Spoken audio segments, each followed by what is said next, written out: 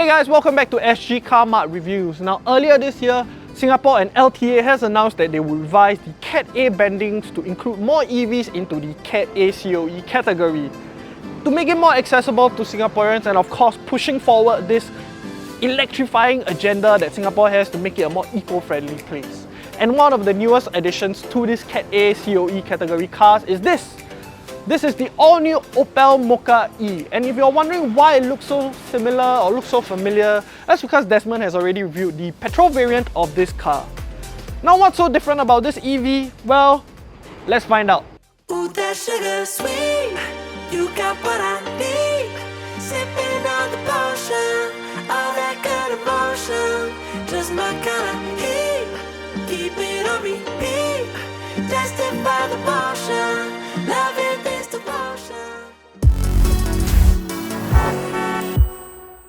Now before we got on to the review, if you're thinking about trading in your car for a new car such as this Opel Mokka E, try selling it with quotes instead. Did you know you could be losing up to $5,000 in value when you trade in your car? Quotes uses its network of dealers to get you the best price possible. In fact, they're so confident on getting you the best price, if you sell your car for a higher price, they'll give you $100. Now don't just take our word for it, look at the hundreds of raving reviews on their website. To find out more, visit quotes.com.sg, that is quotz.com.sg. Now let's find out more about this car. Now, I just want to make this clear. There's actually not many differences between this and the ICE variant, in terms of looks at least. So you still get this visor or electrifying visor as Opel calls it. I think actually looks really nice. And while there isn't like your typical daytime running light that connects all the way like what other brands are doing, I think what Opel does here is actually really nice. So you get these DRLs over here that, while thin, actually kind of makes the car give it a more minimalistic feel, which I really like. And there's not many things going on, which I really appreciate about a car. It's so, what's that word that Julian uses? Under what? Understated, whatever JJ said. Let's check out the site. The Opel Mokka E is priced at $185,500. The electric motor produces 130 brake horsepower and 260 Nm of torque. The single-speed transmission brings the car from 0 to 100 km per hour in 10.1 seconds. The 50 kWh battery capacity provides a drive range of 363 km. For more details on the Opel Mokka E or any other car, head on to sgcarmart.com to help you make the smart choice on your next car. So on the side of the Mokka E, you get 17-inch rims, which I think helps the car make it feel and look a little bit bigger. You also get this two-tone color, which I really like, and it might be because it's in white, it actually makes the car feel a little bit more minimalistic, which I think a lot of EV goers are also looking out for. And of course, over here on the side is where your charging port is. It supports AC/DC charging, not the band, the charging. So all in all, I think the side looks really good. Now let's check out the back. Now on the back, it's pretty much the same design as the ICE variant. So you also get this kind of smoked out tail lights. I don't know if it's smoked out, maybe it's just my eyes, I don't know. You also get the Mokka logo, but the only thing that's different is over here, the E badge, to signify that this is the electric variant of the Opel Mokka. Now to open it up, it's not here, it's here. Then you put here. You get 350 liters worth of boot space. Pretty functional. You also get this parcel shelf, which is, let's be real, if you don't store it in the car, you store it at home.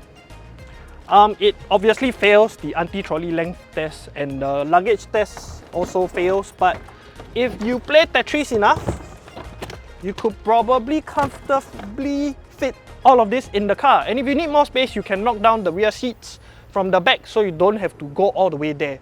So pretty good job. Let's check out the interior. So on the back seats of the Opel Mokka E, it's pretty much the same thing you would see in the ICE variant. So the front seat has been adjusted to my comfortable driving position, and I'm about 1.81 meters tall. So as you can see, not a lot of knee room, not a lot of foot room, not even a lot of head space. But then again, this really isn't meant to be a very big car. So space-wise, I mean, I might look cramped, I might look like I'm claustrophobic, but actually I just think that it's because I'm slightly taller than the average person. So if you are the average height, I don't really think you have any issues here. I do have one minor complaint, is the fact that while my foot space actually doesn't have a lot of space to move forward, and that's because I think there's a battery pack or something that's blocking my foot, so that does make it a little bit inconvenient. In terms of amenities, you get this magazine pouch over here, 2 USB-A ports, which is really useful, and ISOFIX points. Nowhere to put your coffee or water or whatever, but you could probably store it over here. Now, on the middle seat, I think this is where space is probably also an issue, but this is probably left for either a child or somebody who's shorter to be sitting in, because the hump is actually not super high, so I think you could probably rest your foot comfortably here. Like, I would even say that I'm resting my foot comfortably here. But if you need to eat into the other spaces, I think it's fine. But in terms of shoulder room, it's pretty okay. I think also because this car is designed to be a little bit wider. So all in all, I think it's okay. It's definitely not claustrophobic, and I think that's because you just get a really good view of the space in front. Like your windscreen, you can clearly see the infotainment, so you wouldn't really feel super claustrophobic. Now, let's check out the front seats. Now on the front seat of the Opel Mokka E, it's once again the same as the petrol variant. So you get this pure, what Opel calls the pure panel, which is pretty much everything is catered to be driver centric. So your infotainment screen as well as the aircon vents below are very driver centric. I mean, they're all angled towards you. So I don't know about your side passenger, but I felt pretty cold driving this car. And talking about the aircon controls, it's all dials, so it's not really touchscreen, although you can touchscreen if you want to, that is an option. But personally, I prefer the dials, and they actually feel really good. So I don't know if you can hear the... See, so there's a very nice click to it, which just helps with the whole ASMR experience, and you know for a fact that you're actually tuning the aircon dials as well. And moving up a little bit is your infotainment control, so you get this little dial to control your volume as well as a power on and off button, and the screen over here. The screen is 10 inches. It's pretty visible, although because it is in black, so it looks like it blends into the pure panel design over here, which I think that was what they were going for, and honestly I do think it looks really good. It does help with the whole minimalistic vibe of the car. Now below the aircon controls is your wireless charger. Yes, it has a wireless charger, so I really like that. And right above there, tucked a little bit deep inside, is a USB-A port. This car actually doesn't have a USB-C port, but personally I don't mind it. And right beside the USB-A is a 12-volt socket if you need to charge other stuff as well. Then moving on over here to the center console, this is the new kind of gear shifter that they have been using, or what I like to call a gear nubbin, because it's really like a nubbin. But I like the fact that it's blended into the center console, so nothing really juts out, and I think this is kind of the design that most EVs are also moving towards. So it does help with clearing out all the clutter in the middle. And you also get cup holders over here. I will have to say it doesn't fit my water bottle, but it does fit the normal plastic water bottles and definitely your slim Coke cans. You get more storage space over here, it's pretty small, as well as a glove box. And I don't know if it's just me, but somehow the steering wheel feels a little bit big. Maybe that's just me. But right in front of the steering wheel is of course your instrument cluster, and everything here is very legible. So you get your charge, eco power, as well as your battery percentage and your consumption, your battery consumption. Very legible, and once again, because it's in black, it blends into the pure panel design really well, and I think it looks really nice. All in all, I think the car does feel really modern, it does feel really functional. Everything you need is there, everything is very legible. Does it drive as well as it looks? One way to find out. Let's go. Live it up, live it up, live it up, sweet emotion. Every time, every night, you and I on a roll. Switch it up, switch it up, switch it up where I'm going. Stay on the fly just in time, know the right way to go. So the all-new Opel Mokka E, how does it feel like on the road? Well, for starters, the numbers. This car comes with 130 brake horsepower and 260 Nm of torque, with a drive range of up to 363 km. What does that mean exactly on the road? Well, it means that if you would like to overtake the vehicle in front of you, safety of course, which I'll talk about that in a little bit, it's really fast, and I think that's the benefits of having an EV. With a very light touch of the pedal, if you need to overtake just like I did, you don't really need to focus too much on how much weight you're putting on the pedal. It goes by really quickly, and these numbers just feel like enough. I mean, having driven the car for the last couple of days, I never felt like I needed more power, and it might be because it's an EV, so torque is delivered a lot quicker, but it's enough. Like, I never felt like I needed more, and I think that's a good thing. Is it competing with the likes of EVs of a higher tier? Probably not, but I don't think that's where this car succeeds in.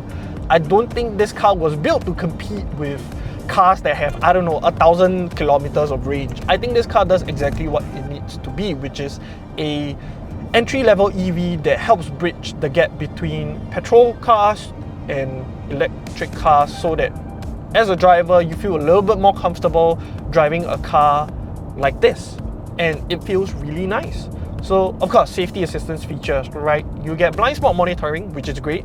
You also get lane keeping assist and cruise control, which is just the typical safety assistance features that comes with the car. It also has a camera system that detects, speed cameras, red light cameras, anything of the sorts, which I think is really nice. It helps with taking your mind off a little bit from the stress of driving. I understand some people do feel a little bit stressed from driving, so having all these features just makes it more peaceful to drive, and I think that's actually a really good job. So good job, Oppo. And when it comes to comfort, this car is pretty pliant. It being an EV, of course, you're not going to get any engine noise. However, I think because the car is a little bit wider than most cars, so you do get a little bit of road noise, but it's not disturbing. And especially when you have pretty decent sound systems like in this car, I don't think it's branded, but if you have a pretty decent sound system in this car and you're blasting music, you're probably not going to notice the road noise as much.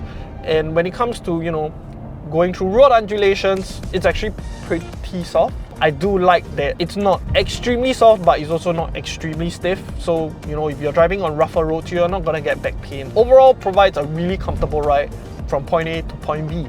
I think that's it about this car. That's the beauty about this car, is that everything it needs to. Safety assistant features. 90 kilometers per hour. I like that. I think that's what this car does really well. Camera in 200 meters. Speed limit is 90 kilometers per hour. Speed limit is 90 kilometers per hour, guys. I mean, sometimes people do miss it, although in general you should not be driving above 90 kilometers per hour safely, So yeah, but I think that's where this car succeeds really well, is that it does everything it needs to do, and it does it really comfortably, and you're not going to get the shock from, if you were shifting from a petrol car to an EV. And I think this car just overall does really well in what it needs to do. I'm on the road, it's my time, taking control of my life. I want to run the red lights, I've got to run this show. You always take me so high, you always make the highlights. I love the way we vibe up, you're like a centerfold. So the Oppo Mocha E, is it a will buy, won't buy, or go try? Well, I think to no one's surprise, if you've already seen Desmond's review of the Oppo Mocha, it's also a go try for this car. And I really want to give this car a will buy. I really do. I love the way it looks. I love the fact that you are getting so much space, and the interior looks really nice as well, especially for the two front passengers. However, I think what I feel like might deter some people is the fact that the rear passengers might not have a lot of space. I come from a very big sized family, so my dad and my brother are both bigger and taller than I am, so when they were sitting in the back, they felt it a little bit squeezy. So if you do have a big family, it might be a little bit troublesome, and some people might not like the boxy look. I personally love it. I love the DILs. I love the fact that it looks so boxy, and I mean, maybe it's just me, but I feel like the front kind of looks like an old Mustang, like from Fast and Furious. Maybe it's just me, and you get safety assistant features like this. So there's really not a lot to complain about. I think it's just maybe the price point and the fact that the car might not be for everybody in terms of looks, and it might not have enough space for people at the back, is the reason why I'm giving it a go try. Now that's it for our review of the Opel Mokka E. Let us know in the comments below whether or not you will buy, won't buy, or go try this car. Of course, like and share the video and subscribe if you haven't already. I would like to formally thank those who actually did. In 500 meters. And of course, the lady that has been informing us about safety assistance features as well. So thank you so much for subscribing, and if you haven't already, do please subscribe to the channel and hit the bell notification button so that you'll be notified every time we upload a new video. In 300 meters. Thank you for warning me for the speed camera. Kilometers. Of course, follow us on TikTok. We are at SG Karma. Till then, this is Will signing out. Goodbye. 很好了，你就不要动。 I'm sorry, Ricky. Did you know that this looks weird? This feels weird. Your hands look like this. All new Opel Mokka E. Red light camera in 100 meters. I'm just gonna go to the zoo.